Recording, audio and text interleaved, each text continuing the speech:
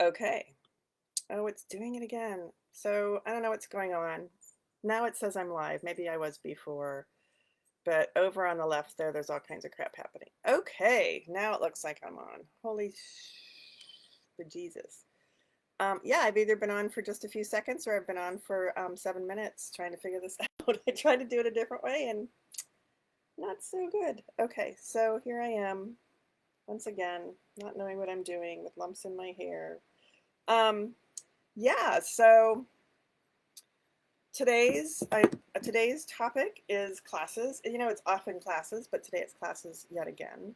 Uh, I have a bunch coming up, and I thought I'd go through them again. It's been a little while. I just finished.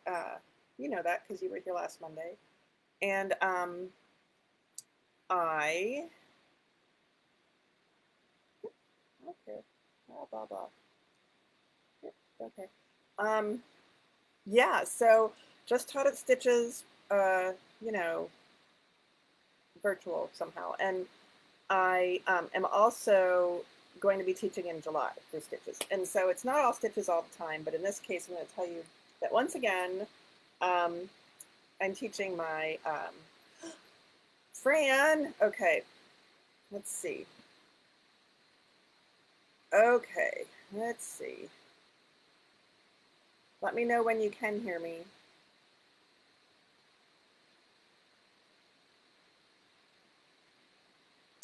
I'm going to keep talking, and I'm going to see where stream's set up. Camera.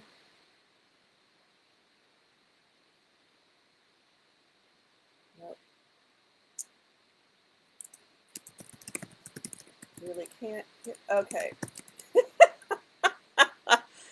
Damn it, Fran. All right, honest to Pete, I do not know how to start one of these. It's okay. I don't know how to start one of these things, and I was getting spinning wheels, and I don't even know. I can't figure it out. It would help if I didn't start like at 5 minutes to 5 every time. And I can't use my normal browser, so this is the only time I go to use Google Chrome, and then I don't understand what it's asking me to do. Okay, blah, blah, blah. Hi. So, hi, Anna. Yeah, so going through classes, um, I'm going to be teaching, I always talk about Stitches, but that's because it happens every month. I'm going to be teaching for Stitches at home in July. Mhm. And the dates are, oh boy, I'll tell you right now. Oh, maybe not. I'll tell you in just a minute. Month. Um, July, really, 10 and 11 and 17 and 18. That's Saturdays and Sundays. My class is,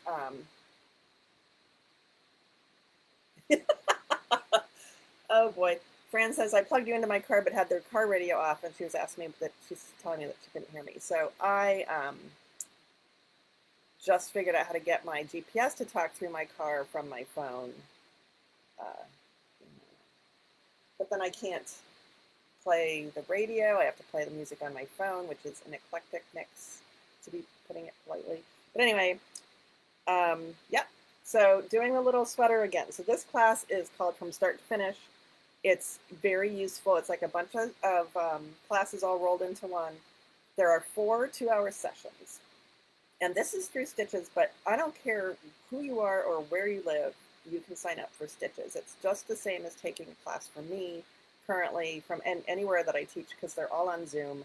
I teach from my, I stand up or sit on a stool and teach over there, although I guess I could teach right here. This is more comfortable, but you can be anywhere and sign up for Stitches. It's not a special secret society.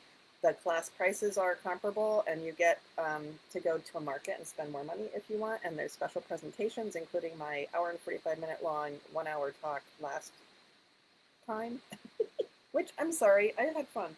And so this class, we start with nothing. You have no homework, and then on the first Saturday, I talk you through the cast on row and starting the pieces. We start 2 of them in class, and then you have a whole week. There's nothing else that weekend unless you want to take another class from somebody else too at the same time. Um, and you have the whole week to knit the pieces, all but one of the sleeves. Oops, see, I didn't even end yet. So one of the sleeves we're going to work from the top down, so that's not part of the pieces. That's not one of the pieces you'll be knitting during the week. And the sessions are recorded, so you can keep watching that first session over and over again if you want to during the first week to get refreshed, to refresh your memory, and you have notes, detailed notes from me, as almost always. So when you come back on the next Saturday morning, a week later, 7 days later, while you knit your little fingers to the bone, not really, it's tiny, look, it doesn't fit me. No. Then we start putting things together, and we're going to sew side seams, so rows to rows. We're going to sew shoulder seams, so stitches to stitches, and we're going to sew one of the sleeves in, so stitches to rows. So that's the 3 kinds of seams that there are.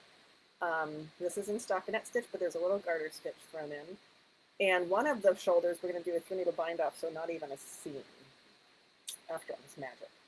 And after the seams are all done, we'll pick up and start working a sleeve from the top down at some point.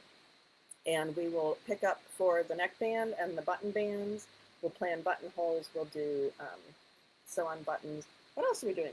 You know, we'll talk about weaving in ends, but we may or may not actually weave in ends. That's up to you. And, you know, I talked about keeping track of where you are and counting your rows and increases and decreases and, you know, all the things. So I'm proud of that class. It's a bunch of my classes rolled into one, and you get a little sweater. Some people have put them on little bears. Somebody mentioned a dog, but then I think maybe that was a stuffed dog. I don't remember. So that's coming up in July on the dates that I said.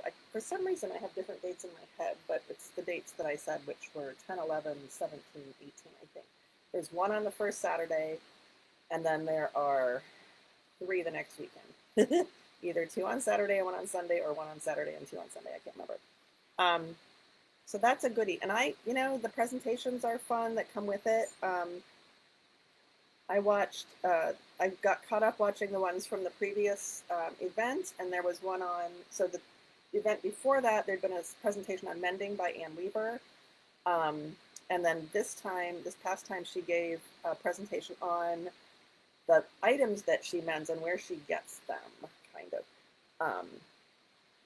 Yeah, so it was a little different. And Pepper Corey has been on the last 2 months giving tours, different tours of her studio with different quilts featured and different historical stories about the quilts.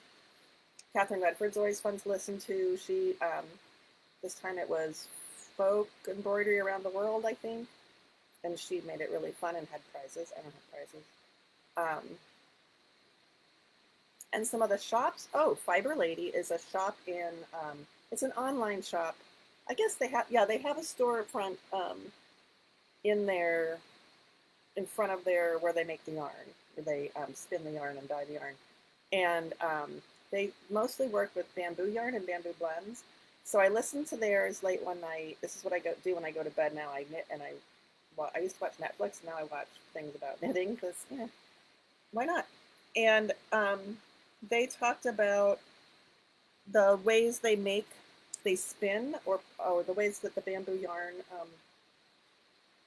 is processed by them, or applied with some, or, you know, whatever, not applied, sorry, blended with something else. The dyeing process, some of the things they have. Oh, so, you know, I called them the next day and ordered stuff. This came very quickly. This is Fiber Lady. Oh, there we go. Makimo, 100% bamboo yarn. It's not as slippery as I would think it would be. And it's a color, this is not on their website, which is, I don't know, fiberlady.com, I'm going to go with, because it was a mistake. So David, you see it's got some variation in there. David was trying to make, was planning on making a more teal green. And I think he said he mixed the proportions of his blue and his yellow, and he ended up with a more yellow green, which is to my liking. So I ordered a hank. And with the hank, I got for free the PDF download for a beautiful, let's see if I can find the picture. I printed it out. Shrug that was designed by his wife, Michelle. in that exact color and whatever of yarn. So wait, that yarn exactly, except I have a different skein. So that's really pretty, and I could wear that over all my little dresses at Woven Art when I wear my little dresses at Woven Art. So it's a pretty little pattern, stitch pattern. So and you know, they held it up. They were doing a little tour of their yarns and their some of their things. So that was really fun. So I ordered the yarn and got the pattern, the PDF for free. And oh, by the way, I also ordered a set of ChiaoGoo I was going to say international needles, but interchangeable needles, my first ChiaoGoos. So, woo, I'm all grown up now. So that's exciting. And this is something else I printed that has nothing to do with what we're talking about. So it's over there. So that was one that a presentation from Stitches that I listened to that, you know, they're free to listen to. You can attend them live. They're all on Zoom when they happen, or you can watch them later. And they went away last night, from my understanding, because last night was the Sunday after it was a week later. They stayed online as well as the classes for a week after the event. And so there was also one from, one of the sponsors was a yarn shop in, I'm going to say it's near Los Angeles, California. It's in California for sure. It's hot there. And the shop is called Hands On Knitting Center. And it's owned by 14 knitters. And I don't know the logistics of that, but Molly, someone named Molly, was giving a presentation on working with plant-based yarns, including bamboo, because they live in a hot climate, so that's what they work with the most. So she was talking about how to select them for your garments and how to wash them and how to block them and how to pair them to projects, which I may have just said.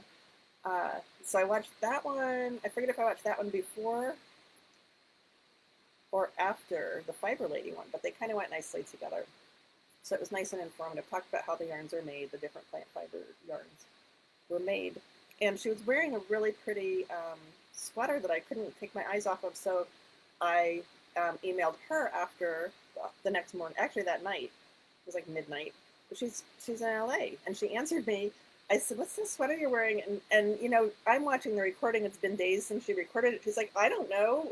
What did it look like? And was it blue? Was it purple?" And I'm like, "I don't know." And so I went back and took a screenshot and sent it to her. She's like, "Oh, that one," which was funny. It's called Etta, ETTA. It's made out of Barocco summer sesame. Now, I've seen regular sesame. I don't have access at Woven Art to summer sesame, but I think there's some close by. But I'm going to try to use stash. But what I liked about it was that the yoke of it was very flatter. It's a top down, I don't know, but it's a circular yoke, and and it has a line of lace here and here and here and here, and just the placement of the lines of lace was really flattering. And it's a short cap sleeve top, and you know, because she's near LA, so she's going for summer weight, warm weather garments, and she had something on underneath it, and then just had that on top, and it was made out of this summer sesame yarn, which I don't know what it's made out of. I should. So now I added another sweater to my queue, but I'm hoping to use stash. And maybe I'll make it out of. It's not a fingering weight yarn. I don't remember what weight it is. Yep. I didn't purchase it yet, but I don't remember what weight it was. But Etta, ETTA, very cute. Oh, and I've renamed I decided to rename, I have two mannequins. You can see, or maybe you can't see. That's, whoops, yeah, that's Tippy's butt right there. Tippy is very Tippy, so I named her Tippy after Tippi Hedren. And the other one I had named Nina.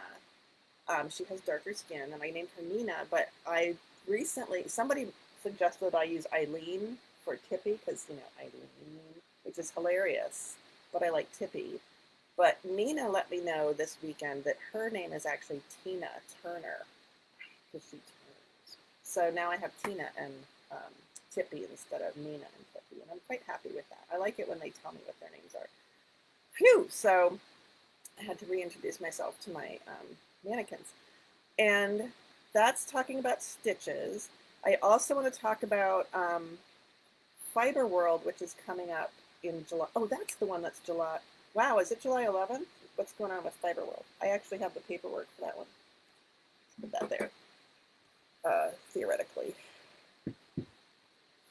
over here. Maybe. Is this it? Yes, look at that. Oh, do I have the... No, I don't have the contract. Nope, that would be too easy. So I'll do this thing again where I look at my phone that I just moved. Polished, so polished and professional. Also, if you missed my, hour and 45-minute version of my hour-long talk, I have a copy and I keep watching it. It makes me laugh. I asked for a copy. Okay, July, Fiber World is the 21st through the 25th, so the weekend after Stitches, and I'm teaching 4 classes. I don't remember what days, but it's between the 20, whatever days I just said, 21st and the 25th.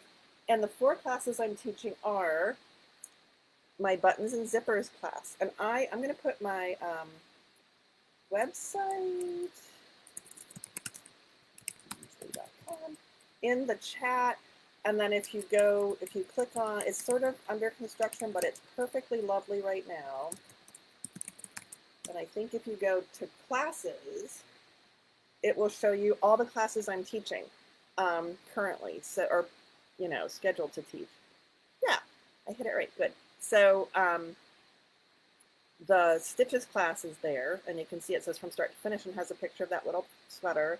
Buttons and zippers is one that I'm teaching at Fiber World, and it's just your homework is a square of garter stitch or single, some kind of crochet. I forget which kind I asked for, but just a square.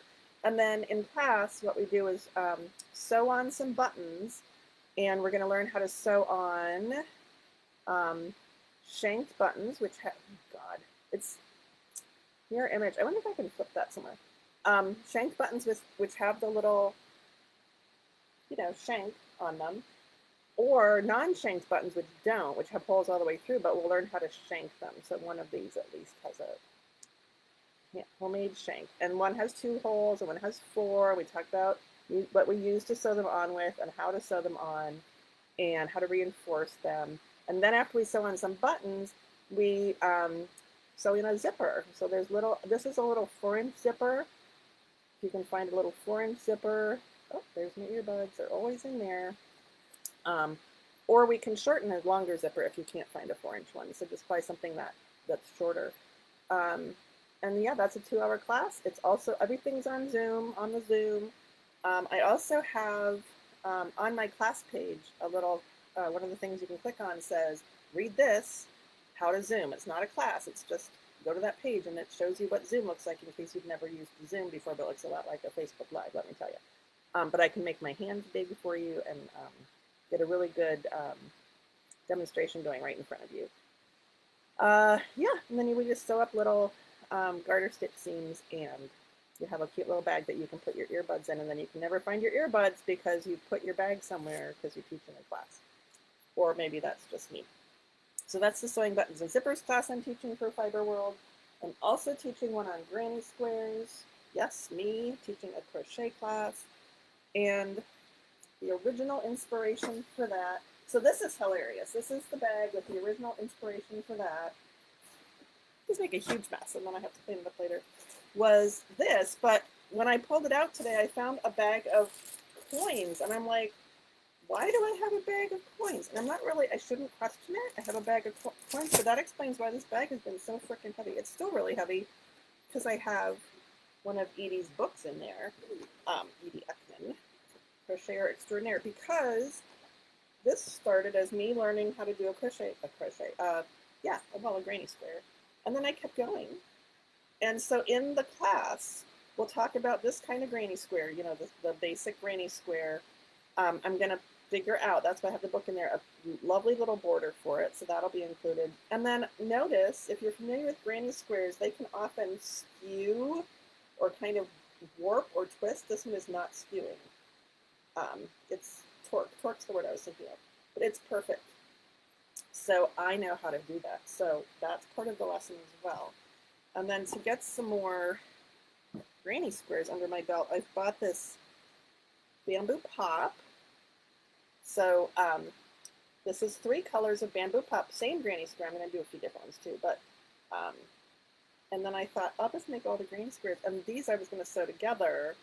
So I've made one, so far I don't have to sew anything together.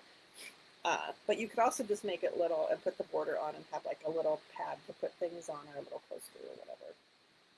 Your mileage may vary. But yeah, so I made one granny square and then put that away. And so granny square class, that's what that's about. Got money, I don't know. Get all the mochas. Then I also have a class on a ripple stitch called Knit Ripples. Could have been crochet. I think I proposed one for crochet too. But it's so we're going to talk about different feather and fan or scallops or old shale or whatever. It's got a lot of names. This is just a very simple garter stitch ripple.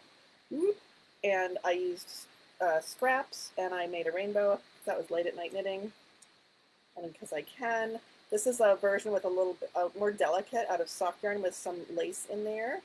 I'll hold it against the black, or maybe you can sort of see there's lace in there.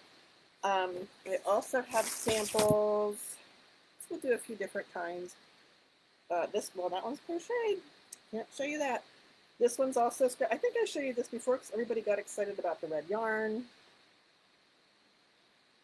So this is a bunch of, so I'll tell you, in case you're all excited about the red yarn, it's a bunch of different bases from mountain colors, not Mountain Meadows, in various, so various bases, but they're all the Ruby River colorway, which has gotten more gold over the years. This was more purpley, had some more purples in it. But that, and I still have a ton of that yarn left over. And then this is another garter stitch based. It looks a lot like the rainbow one, and it nestled nicely into this very long scarf. I was making it out of entrelac and I got bored, so I switched to feather and fan. Can you see that? Yeah. It nestled very nicely into entrelac. So that was fun. So that's another one for Fiber World, and there's one more. Was that 3? Yep. Crochet granny square. Ripples, knit ripples. That sounds a little dirty somehow. And then buttons and zippers. And then I'm also teaching how to whack somebody over the head with a wooden sock blocker. No, that's your own. That's a self-study thing. So we are going to do grafting. Ooh. Defuzzing of socks and then grafting the perfect toe, so it looks like it's been just knit right straight through. So Kitchener stitch, but just specifically to a stockinette stitch sock toe. So you'll have 3 passes. You'll have 2 pieces of knitting that we'll practice on joining with Kitchener stitch, stockinette stitch, Kitchener stitch, and then we'll have 2 more pieces that we'll practice on again. The first time we'll use a contrast color, so you can see what you're doing. Second time I'm going to have you use the same color. Woo, see how good you are. And then the third time, it's a piece in the round that we're going to close up just like the toe of the sock. So 3 times a charm. This is one of my socks that I wore out the foot, and instead of darning, because I didn't know about the mending when Aunt Weaver was talking about, and my way of darning a sock is to take it and say, oh darn, and toss it. I'll try mending now. I'm kind of excited about it. But first I'm going to mend the elbows of a sweater that I love that I wore through the elbows. That's how much I loved it. I had words coming out of my mouth. Oh, this is one of the ones that I needed to mend, but I didn't want to mend it. So I cut off the foot and knit a new foot onto an existing sock because the leg was just fine. Just fine. Nothing to see here. Yeah, so here's, sometimes I teach a whole sock class, and this is our little cuff down sock, again with the perfect little Kitchener stitch. Boop.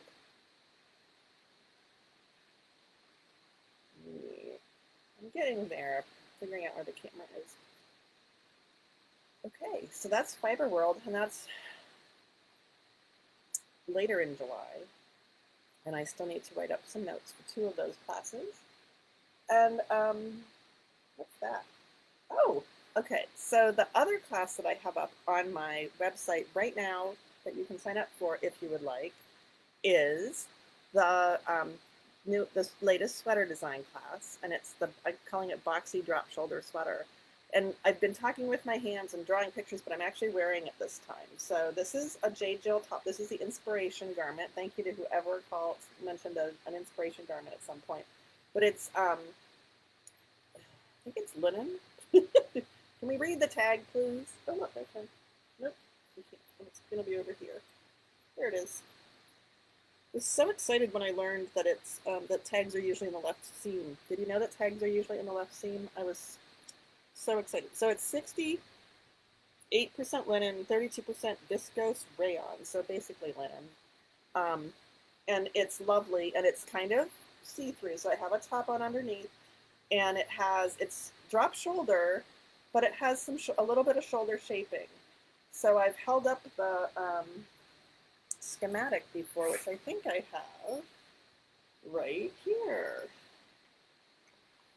No, yes, I do. So I can give you that. Whoop, it's attached there. So this is a schematic that I put up. Ooh, there you go. You can see I was measuring the one that I'm wearing. So it has shoulder shaping, and then it just has little tube sleeves. There may or may not be shaping. I'll decide when I get to that point. Uh, I was planning on not shaping because by the time you get to the very drop shoulder,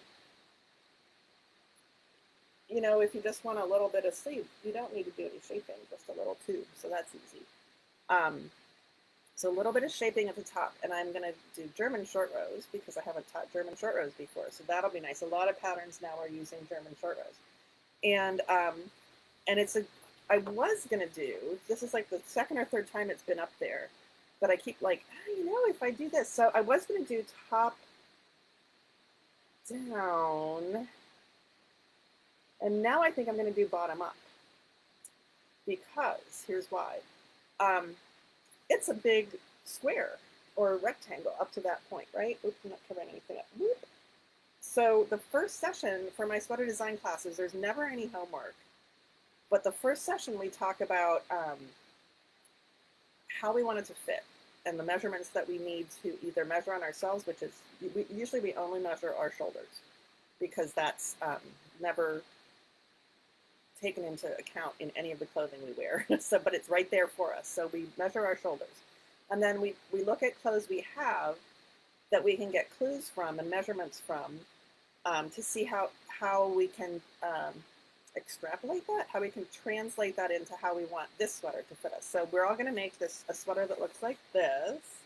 And you get to have some creative license. So I'm trying to decide what fabric I want. I was originally thinking, so this is a linen and rayon, viscose rayon top. It's kind of has a nice texture to it. It's very drapey. And I was going to use a linen. I've used linen before, and I love it. But because I've used it before, I thought maybe I would try something else. But here is, for example, a lot of you have seen Uraflax linen. There we go. Uraflax linen from Muette. It's a sport weight, excuse me, and it's very stiff. It's just a stiff, twiny yarn. And so during the first session, we talk about the yarns you might want to use. I'll get to this one in a minute. And we talk about swatching because we really want to swatch for fabric this time as well as stitch and row gauge. So a little bit of swatching goes a long way, or a lot of bit of swatching goes even farther. So I haven't yet started the swatching for this class for what I want to use. If I'm going to use linen, I'm pretty much all set. I kind of want this to be more open than a normal sweater, and I will wear something underneath it. So, a bigger needle than I would normally use. So I still, even though I've used linen before, I still need to make a swatch and wash it and block it in the way that I'm going to wash and block the sweater so that I know how the fabric will be on a larger needle, a more open fabric on a larger needle. So even if I use linen, I haven't made it open before, so I would still wash and block. But linen specifically, and this is Uraflex linen. There's also from Louet, there's also flax, which is linen, by the way, from Fibra Natura is the company that brand is under, that yarn is under. And these yarns want to be machine washed. They want to be beaten against a rock. It helps to, I'm going to say break down the linen and soften it. It helps to soften the linen quite a bit. And I have, this isn't the ideal venue, whatever. This is not the same color, but this is some green linen, obviously. This is Louet from Uraflex. And look, I don't know if you can tell, but it's actually really stiff. It's not been washed. This is what it would be fresh off the needles. And it's very open. This was very open. You can see me through it. I'm photobombing through my swatch. How many fingers am I holding up? Okay. And then washing it once in the machine. Now the label says to machine wash it and then dry it in the dryer for 15 minutes and then lay it flat to dry. Well, I never read the label. So I just would machine wash and then machine dry. And I have a garment that's absolutely lovely. But for this swatch, I machine washed, put it in the dryer for 15 minutes, and then laid it flat to dry. And it's already filled in much more. Look at that. Whoop. This is the one that, nope, yep, this is the one that's been washed, and this is the one that hasn't. And it's already much more beautiful and drapey. If I can get the drape to come through. This is the washed one. This is the not washed one. You can see movement, you don't see movement. And then when I used it for reals, I sort of accidentally, because I didn't read the label, I just threw it in the washer and dryer. This was my actual swatch to see which needle size I wanted to use. It's one of the things I do is use a bunch of different ones all in one swatch and put a purl ridge between so I can section off the things, the needle sizes. I can tell where I switch needles, that's what I'm trying to say. And then I made, in that case, I made a linen skirt from Elise Duvcut's Knit One Below book. And this sucker is so beautiful and drapey. I get a lot of swish factor out of it when I walk in it. And so I've used this before. It's beautiful. So if you wanted to use linen, you can. Absolutely. I would totally be on your side in that decision. You're going to want to wash and block your swatch, though, just to see, because, you know, your gauge is going to be maybe a little bit different, but the fabric is what you're going to fall in love with. So that's one option. So I thought about using linen. I have a lot of linen in different colors. I don't know if I have enough to make a sweater, but I could do stripes, maybe. I might have enough. I don't know. So I haven't decided yet. Oh, those are socks. I don't care about socks. I also thought... I went back to that bamboo pop that I showed you earlier for the granny squares, and I bought some. So maybe I'm making it out of bamboo pop. And what I bought was boring old black. What if I do this? Black. Does that work at all? I don't want to turn it off. Oh, black and gray and silver, and that, you know, that would match everything I own, but then I decided to pop some green in there. So black and gray and silver and a bright green. Hi, that was weird. So I don't know if that really helped or not. So it's going to be, in this version, after I swatch and find the fabric, it would be, trying not to have the labels be the thing.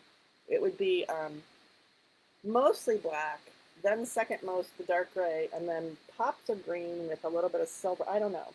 So that's part of what I'll swatch is my color sequence as I stripe it and see if I want to stripe it. You know, I might make a bunch of these. So that's the one I'm going to swatch first, is the bamboo pop. Bamboo pop asks for a so it's a 50-50 cotton and bamboo blend. And the woman, Molly, from Hands On Knitting Center, talked about it during the special presentation, the Stitches presentation that I watched the other night after the fact on the recording. And so it's a cotton bamboo blend, 50-50, and the cotton helps keep the bamboo from stretching out, and the bamboo keeps the cotton from stretching out this way. Um, so they play nicely together, but they still might get some stretch in both directions because both of those fibers stretch in those directions. But I'm planning on, I'm going to try it on a big needle and see what happens when I wash and block the fabric, to see the swatch, to see what happens. Do I get some, so I'm going to measure it before I wash it and then after I wash it. And this is a hand wash, I think. No, it says it doesn't have to be hand wash. Oh, and dry on low. I'm still going to hand wash it and lay it flat to dry, because that's what I do. No iron, no bleach. And it's about 20 stitches to the inch on a normal day, so I would get bigger stitches than that, I guess, because I want it to be open. So this would go faster than the linen, which is a short weight. And I also have, I don't have enough in my stash, but I just wanted to show you some interesting yarns. This is a ribbon yarn.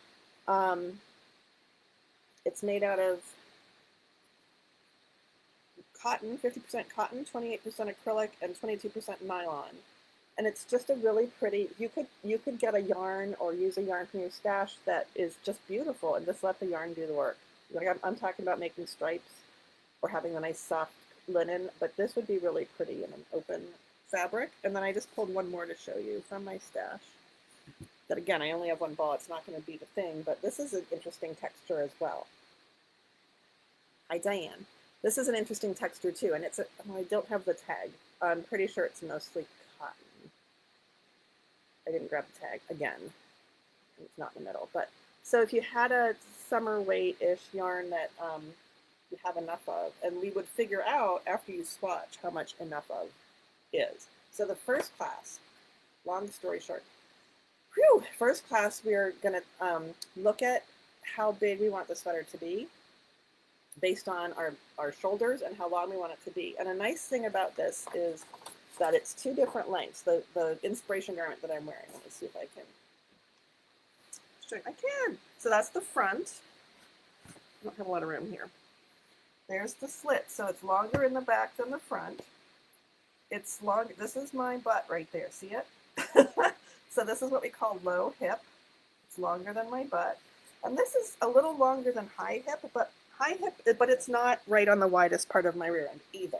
So anything that's either higher than the widest part of your bottom or small or high, higher or lower than the, so shorter or longer than the, oops, where'd you go?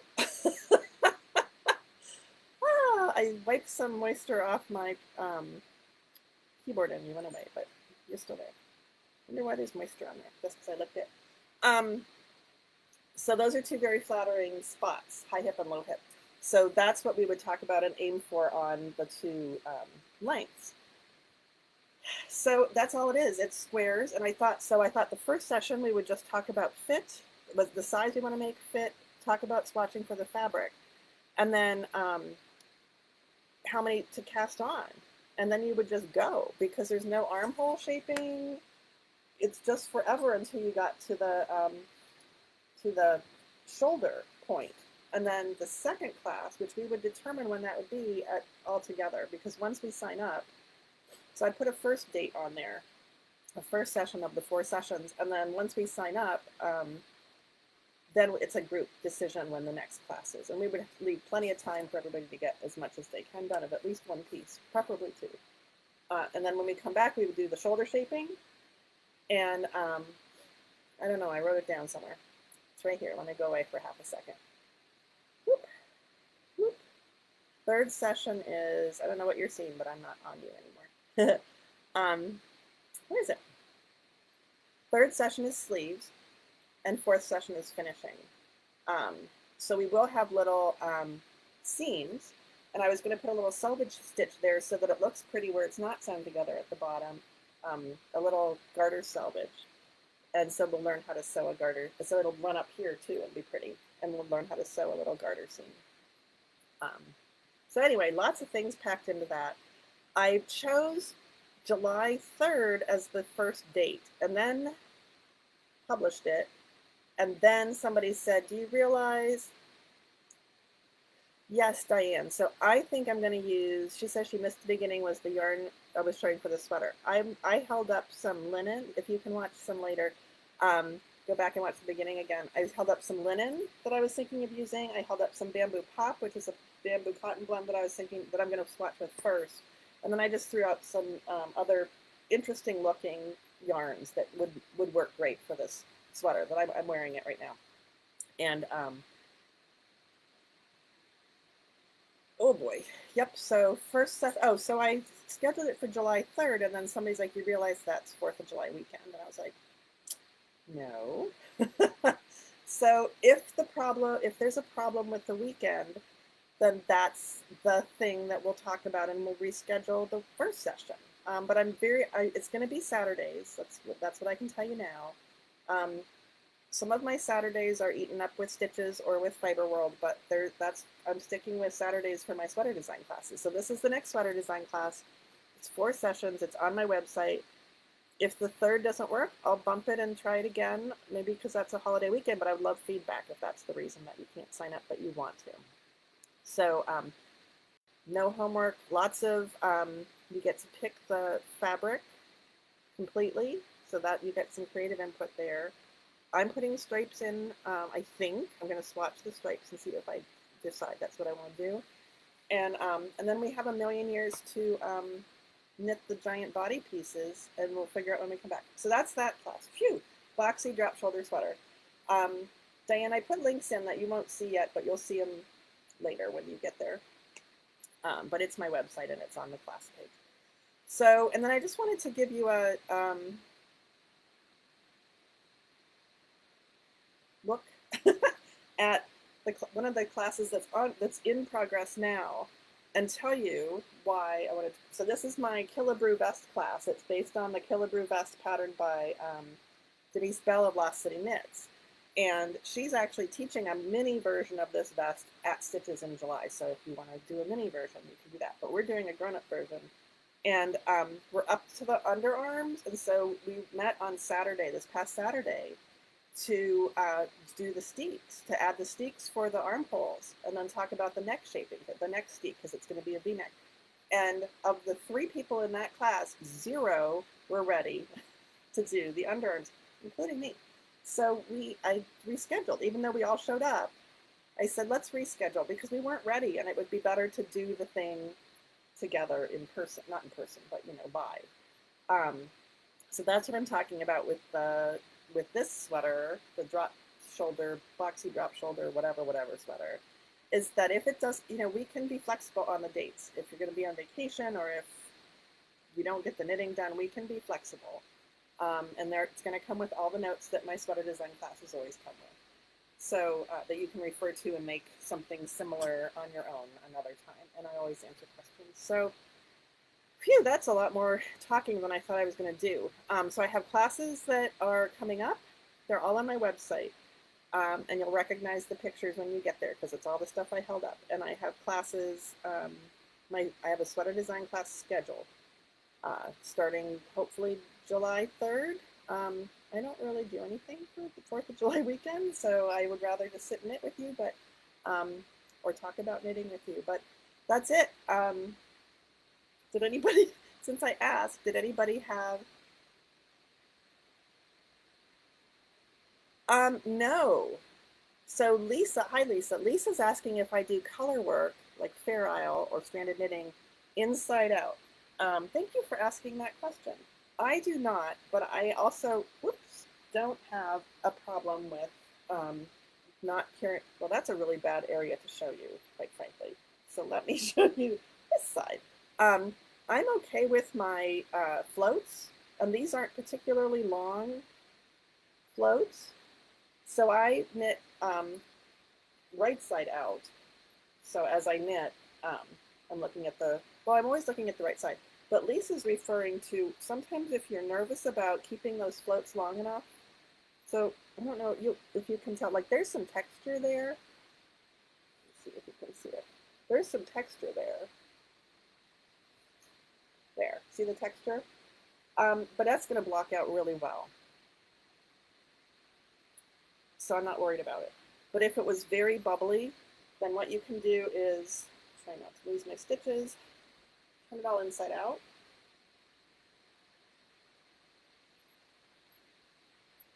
which is very pretty also. Look at that. Wow. Ideas for other sweaters right there. And then you still knit with the front, the right side facing you, but you're at the other end of the circle, the other side, the back side of the circle. Oops, something just fell over there somewhere. Figure it out later. But then what's happening is that your carries, don't look at that, that doesn't exist, okay? But your carries then are on the outside of a three-dimensional object instead of on the inside. So they are already going to be a little bit longer, and it gives you just a little bit more confidence, peace of mind that they're not going to be too tight. They just give you that little bit more length, that little bit more length. I speak the English good. So back this way, and now my yarn's probably wrapped all around. Wrapping or knitting with the right side out, I'm knitting with the right side facing, but it's the side toward me. Inside out, you're knitting over here with the rest of the sweater toward you instead of away from you. So that's the answer to that question. And I recommend it for people who are nervous about their floats. I learned it from a woman named Joyce Williams. She's sadly passed away. I met her at Meg Swanson's knitting camp. And she wrote a book she had just written a book called Latvian Dreams. And it's Fair Isle patterns based on Latvian weaving charts. And gorgeous book, but a big technique section in the front. And I don't remember if she talks about knitting inside out, but knitting with the work inside out. But she did. She worked with an, and I was looking at her going, why is your knitting inside out? And she told me, and it made perfect sense. Long answer. But hopefully that helps. Do you carry your do your color work inside out, Lisa, or were you just asking? My friend Marilyn, who's in our knit along, Lisa, working on the dots for her daughter, the wall hanging with the dots, that was something I suggested to her, but then she figured out her floats were actually too long for a while. No, they weren't. They were too short. But yeah, that was one of the things I suggested to her to try to get more confident about those floats. The floats are where you're carrying the color behind as you use the other color. You can see the white ones are probably the longest. So I don't see any more questions. Thank you for asking a question. And I've gone on way longer than I meant to. I usually shoot for a half hour to 45 minutes. But I had a lot of classes to talk about, I guess. Plus it took me a while to get started because I don't know. One of these days I'll know how to do a Facebook Live. But thank you for listening. I hope to see you next week. I don't know what I'll talk about. Maybe I'll show you, I was going to show you progress on my, not Elton. Elton is still in a ball. Derica Kane, the Chic Knits lace cardigan. Yeah, Lisa says her floats seem too tight. If you have blocked a swatch, you would see that it sometimes is fine and it will flatten out. And you can even just shoot some steam at it from an iron in progress. But that is totally a thing you can do. It just helps you because you think about a tube and think of it being like an inch thick all the way around. Okay, the inside of that tube is smaller than the outside surface of that tube, the inside surface. So if you're knitting with the floats on the outside surface, they'll be longer than if they're on the inside surface. So it's just a true fact. It's science-based, and it helps you keep them a little bit longer. Also, just I knew they were going to come off. As I change colors, and now I'm at as I change colors from one to the next, and I like two-handed, two-color knitting. So as I change colors, so I've been knitting with, I don't know, nothing because they're on the wrong needle. Okay.